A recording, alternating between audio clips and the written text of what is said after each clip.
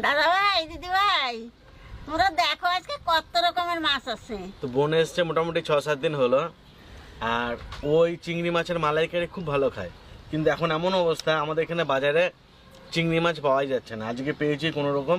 এই চিংড়িটা ভালো, কিন্তু আমরা যে চিংড়ি ধরি আর কি, দেখবেন আমি ধরার ভিডিও দেখেছি আপনাদের অজয় নদী থেকে।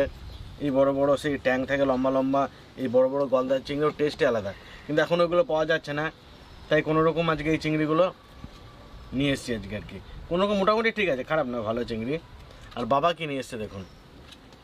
মানে আপনারা হয়তো অনেকে বিশ্বাস করবেন না, আমাদের এখানে দামোদর নদী আছে একটু দূরে, তো ওই নদীতে মাঝে মাঝে ইলিশ ওঠে। ওইটা কি অরিজিনাল ইলিশ না কি চন্দনা ইলিশ বলে, বা আদৌ ইলিশ কিনা আমি জানি না, কিন্তু দারুণ টেস্ট এই মাছটা খেতে। তো বাবা আজকে নিয়ে এসছে। মাঝে মাঝে এক এক সময় পাওয়া যায়। মাছটা দেখাও দিদা।